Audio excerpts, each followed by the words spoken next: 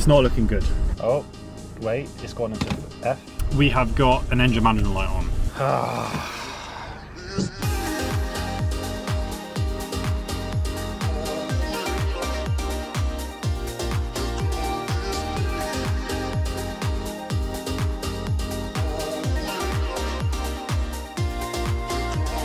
What's going on, guys? Welcome back to another video on Buy Sell Cars TV. Today it's not the intro I wanted to bring into this video, so I was having a walk around the car and we've got a few problems and it's not great. I'm going to hop out, show you the exterior, show you the interior, go for a drive, or shall I say attempt to get this car back, talk to you about what the issues may be on this car. So not a great start, but stay tuned, it's going to be an interesting one because there are a lot of things that are going to be needing to get done to this car now. So let's hop out. Right, so let's start on the exterior of the car.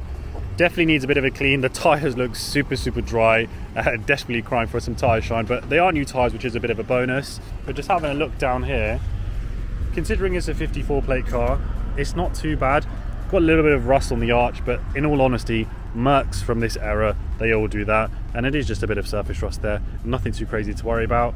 Around the back as well, looking pretty clean. A good thing to note, Mercedes-Benz of Bristol, Mercedes-Benz of Bristol. Two of those signs and stickers mean the car from the rear is completely original, has not had a rear end smash. Then going down the driver's side, again, looking pretty clean in consideration of the year and the mileage of the car. So, quick overview of the outside, really good. Let's check the interior out. All right, so moving into the interior, it is pretty difficult to see because the sun is beaming all over here. So we've got loads of shade, loads of sun, but you get an idea. And to be quite honest with you, the actual condition of the car, pretty good. Seats look really good. Maybe could do with a little bit of a deep clean, but really and truly, around here, just needs a good old hoover. Biggest where we can see over here is to the steering wheel, but again, it's expected from this sort of age of car. But in all honesty, build quality from Mercedes is very good, and this is what you'd expect to see. Original radio, it's got air conditioning as well. Let's check the back. And then looking at the rear seats, you can really see they actually are in very good condition. I think the rear seats don't even look like they need a deep clean, but obviously if we're getting the fronts done, it makes sense to just get the whole car done. But down the carpets over here, they look to me as well as original Merc carpets because they have that type of weave where the lines are going through. So that's always a positive. Underneath here, looks super clean. So overall, things are looking good on the interior. Now, I took a little bit of a risk on this car as well because the service history wasn't great. So it's actually said the last service was 2012 or 2013. Now, clearly the car's obviously been serviced since then because that's like 10-11 years ago. In terms of the actual service book, this is all the car came with. You had a spare key, a logbook and a service book. What I'm going to do is I'm just going to flick through this service book now, see what we've got, and then I'm going to have a scan around the car. I've had a quick look in the boot and there's nothing there, and I'm yet to check the glove box. So let me check the service book and then let's check the glove box. Right, so this is the service book. So we've got 05, 06, 07, 08. This is all from main dealer, which is good. 2009, 2010 and 2012, which is the last service which I made aware of. And as you can see, after that, things are getting blank. All right, so we're in the glove box. We've got, I don't know what that is, handbook, manual, and we've got, yes, we have receipts. We have receipts over here, so that's good. We've got MOT certificates, some more paperwork. Okay, we've got a lot of paperwork here, so this is really good. A lot of paperwork. More MOTs. Okay, so I've had a quick flick through. So we've got a load of MOT certificates over here, which is good. Of course, things are online now, but it's just nice to have a lot of paperwork. And then here we've got some more recent work which has been carried out on the car.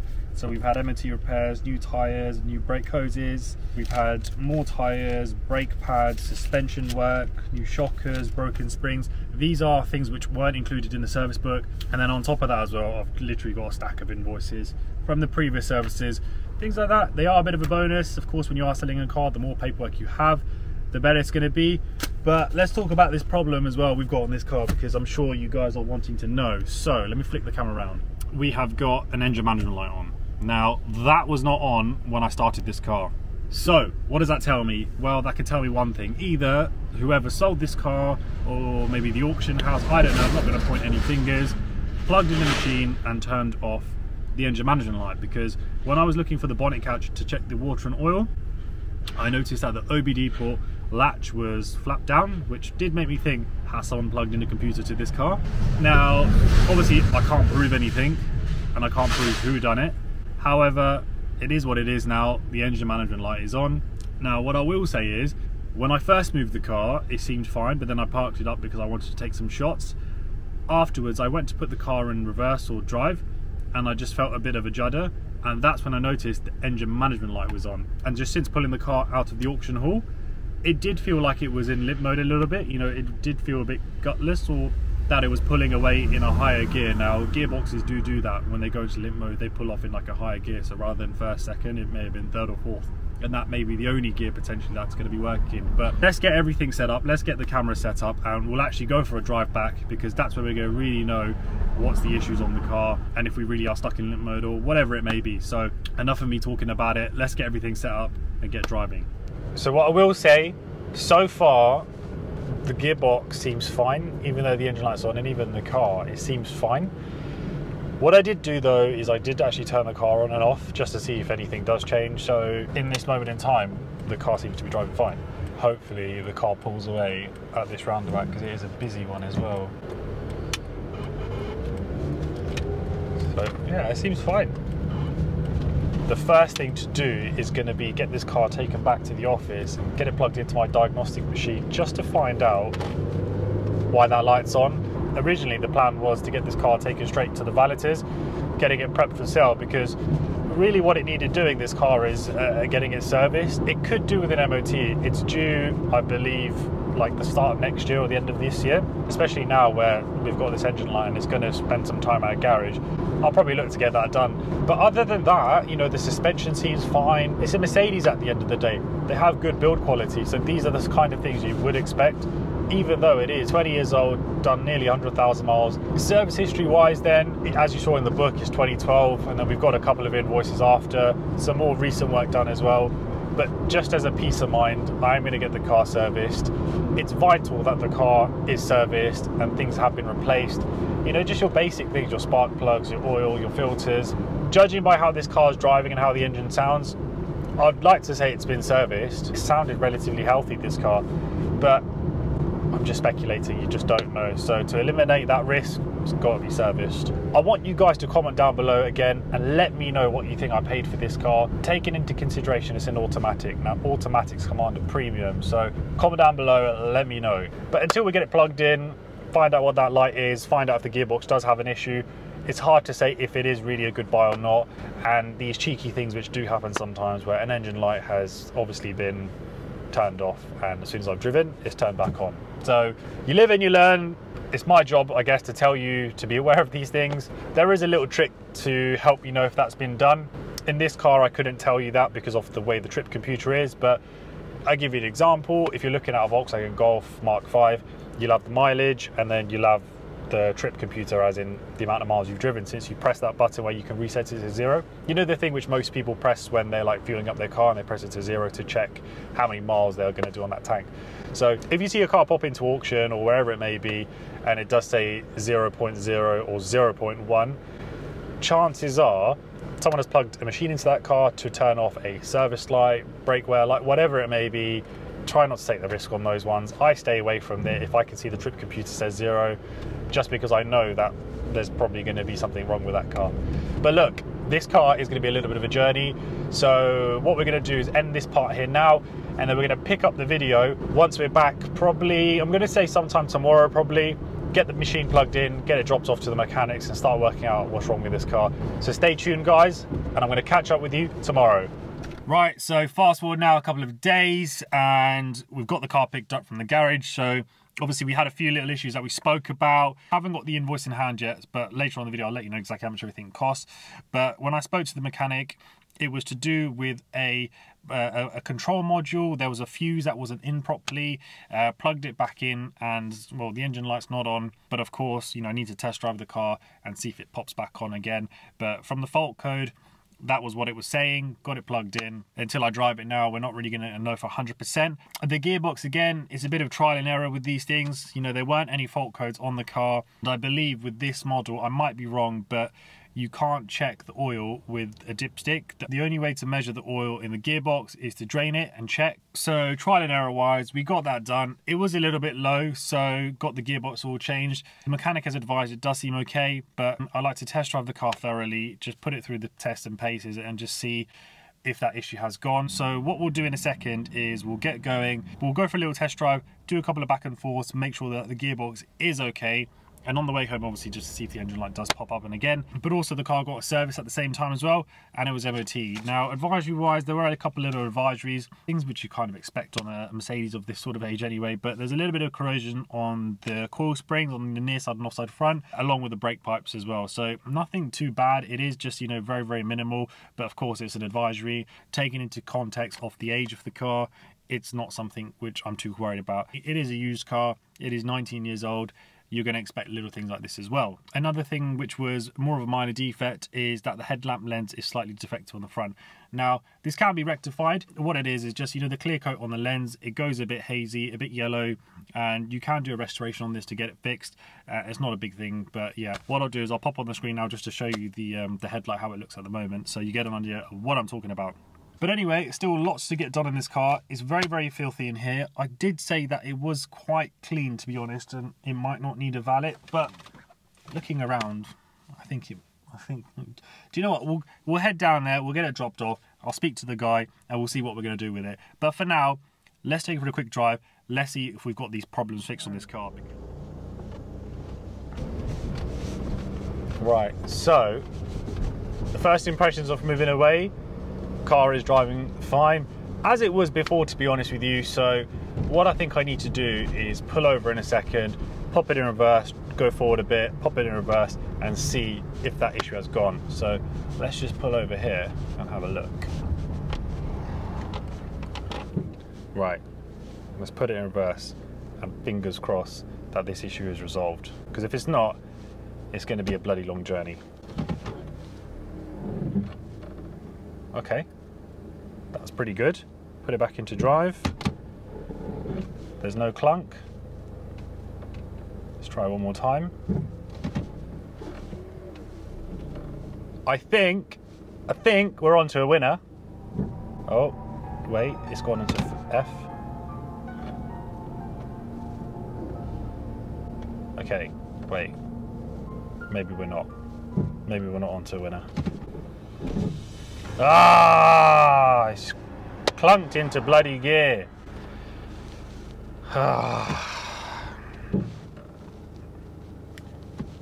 For God's sake, man. I don't know if you can hear that. I'll pick that up on the camera, but yeah. Oh. Well, this is the car game for you. The car is not fixed. Not much point going for a bit of a drive now, so what I'm actually going to do is just quickly go back to the mechanics anyway, because I've dropped off another car, so this car will have to go away with me for now anyway. But what I'll do is I'll quickly head back there, get it plugged into the machine, see if there is any fault codes potentially. If not, we're going to have to carry on with this video in a bit anyway. So this is it for now. I'll catch up with you in a second. Right, so I've just pulled back near the office, and where do we stand with how the car's looking at the moment? Well, I did think that potentially driving the car back, letting the oil get up to temperature and circulate around was going to help the issue, but unfortunately we've still got a problem with the gearbox. The only positive thing is that I put the car into reverse, the engine management light and the fail-safe program on the gearbox all went on at the same time. So as it clunked, the engine light turned on. So I know that those two issues are linked, which is a bit of a positive to take from this, but yeah, it's not ideal. What am I going to do in this situation now? I've really got to think about it, because weighing up the pros and cons, do I go spend more money on this car to get it rectified, because it's not an expensive car, it's not worth a crazy amount of money. I don't want to be losing on this car, so I've got to weigh it up, because if I was to sell the car as a spares or repairs, you know, list it with a gearbox fault, could I still make a profit? Potentially. It's got 12 months MOT, the car has been serviced, so it still does have quite a few things going for it, but at the same time, obviously if the car was working in the correct order, I would make a lot more money. So really and truly at this moment in time, I am in a bit of a predicament. tricky thing with this bloody car, honestly. Cars, this is a prime example to show you cars can be a bloody headache, especially when you buy old cars from auction, automatic gearboxes. I always make a joke about it, always saying that when you buy these automatic cars from auction, they're going to give you a headache. But this is a prime example, and part of the reasons why I'm carrying on making this video, you know, I could have just scrapped it and thought, you know what, this isn't going to be what I want to post. I don't want to be posting negative stuff on there, but the reality is, this is what you guys want to see, this is what you need to see.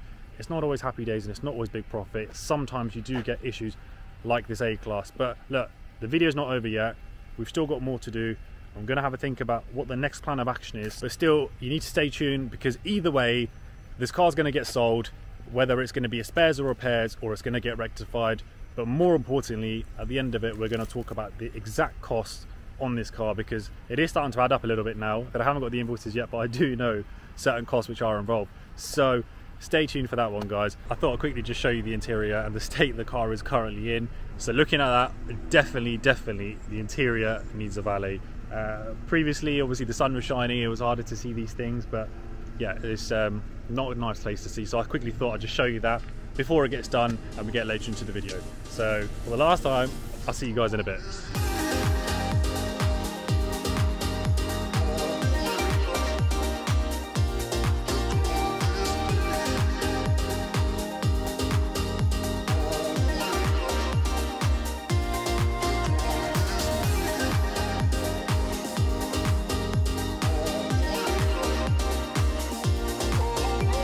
Right, so we're back, and I'm so glad to say that the Mercedes A-Class is now fixed.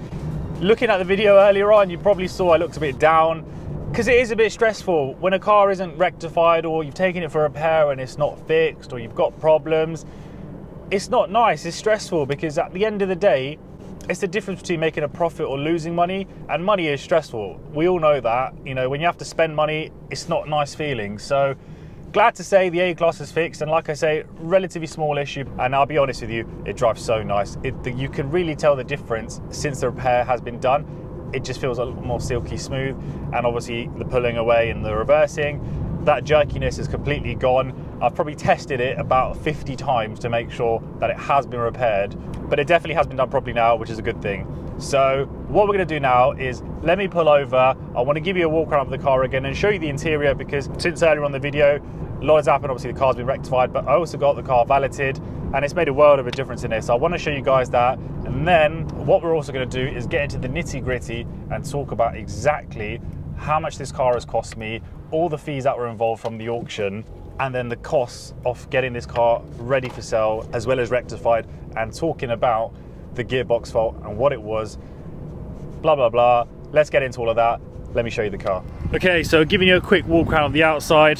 Nothing crazy to see, obviously, as always. It's just a car wash, getting the tyres slicked, making the car look in nice condition. Pretty simple. The bodywork was in reasonable condition as well to start with. These cars do suffer with a little bit of rust, but nothing out of the ordinary, as you can probably just pick up on a little bit around the arch over there. But in all honesty, it's a 54 plate car, and I think it looks really good. Hubcaps obviously could do with probably changing, refurbing, I don't know, whatever you want to do, but in all honesty, it's an automatic car with less than 100,000 miles, sub £2,000, 12 months MOT, serviced. It's a lot of car for the money. Let's go check the interior, because that's where the difference has been made. Right, so having a quick peek inside. Now, I always say this, but the camera doesn't pick everything up as good as the naked eye. However, from the slow-mos off the interior before, you will definitely be able to tell that there is a difference. Now, the carpets, for example, I'm not saying they're perfect, but what you got to bear in mind, this is a original carpet from 2004 most likely, so the wear and tear you see on there is very, very minimal, and I think that's come up nice. Even underneath here, the carpet under here has been cleaned and is looking very, very good. The actual wear off the seats, in all honesty, this does not feel like a 54 plate car, especially since it's been valeted and I'm sat inside. It's absolutely made a world of a difference, especially down here, little things like that. It was just filthy before. I know it's not rocket science of how to clean these things, but it just gives the car a different feel and makes the car feel fresh and new. Looking at the back, looking super, super clean as always. Rears generally tend to be cleaner than the fronts because they do get minimal use. However, if you've got kids or whatever, blah, blah, blah, you will see stainage, but this car wasn't too bad to begin with. If anything, you probably didn't pick it up on the camera because it was a bit of a sunny day, but overall, the difference from before and to now, to me, I think it's absolutely perfect. Okay, so let's get into the nitty gritty, all the stuff you want to know about the actual costs involved in this car, the issue I had with the gearbox and what I've done to get it rectified. So let's go through that now. I've got everything down on my phone and I've got an invoice over here. So the issue with the gearbox was it was clunking into gear when I was going forward and backwards. Obviously you saw in the video I had an oil change done on the gearbox, but they forgot to do the filter. It's a long story, but end of the day, it's all sorted now, so it's not an issue. So the car was still clunking a little bit, but it had improved when the gearbox oil was changed. We got it taken back, got the filter changed, all the fluids were dropped out, and fresh fluid was put back in, and that was what rectified the issue. So that's the main thing. Problem solved. Fresh oil, fresh filter. Now let's talk about the costs involved in the car. So the hammer price of this car from auction was $375. The fees involved from that were £181. Now these are just your standard BCA fees. They vary from different memberships, but I've got a gold one, which is probably one of the most common ones. £181, so that was a total cost of £556 for me to buy the car from auction. Now, the work I had to get done to the car, these are all things which I think pretty much add value to the car anyway, but it needed to be done, rectify some issues and just bring it up to my standard. So what were those costs involved? So we had an MOT done to the car. Now that cost £40. Getting the gearbox oil and the filter replaced, plus the labour, that was £147.60. Then we had a minor service done to the car as well. That was another £80. And the last thing that I had to get done was get it cleaned, get it valeted. And that cost £50. So that brings the grand total off this car to £873.60. Now, I know that's a lot more than the initial cost of $375, but like I say, all of these things, they added value to the car, and the reality is they needed to be done to bring this to the standard. Now, to give you an idea of the margin I'm working with, I've just advertised this car at £2,000. I have had some inquiries on the car already, which is a positive sign. It's a 1.4 automatic, sub 100,000 miles, really good condition in my opinion. Interior is super clean. At £2,000, it represents a lot of good value. But hopefully this video today has shown you the full process in a very transparent way, from buying the car, driving it back, getting it ready for sale, all of the costs involved, and talking about the potential margins in this car. It is a business at the end of the day for me, so I can't obviously do it for every single car because it is a business, it is my job, but I like to be as transparent and honest as possible. There's no point me glamorizing and saying I made £5 on this car in 20 hours or blah blah blah, because you know, I'm sure some people do say that, but, and to be honest, there are times where you can do that, but it's very very rare, and especially not with these cheapies. But the reality is, a car of this value, you know, it's not too tough for people to get into this market. It's really at the bottom end. The good thing is, margin wise, you're doubling your money a lot of the times if you buy well. Now that's the most important thing, buying, but I've spoken about that many times. If this is the first time you're watching one of these videos, do go through my channel or look into all my other videos where I really give you an in-depth of how to buy and sell cars from BCA. But let me know what your thoughts are on this car, let me know what you think of the videos, any videos you'd like me to do. I love the feedback, guys. But for now, I'm going to end this one here. Thank you so much again for watching, and don't forget to like, share and subscribe, and I'm going to see you on the next one. Take care, guys.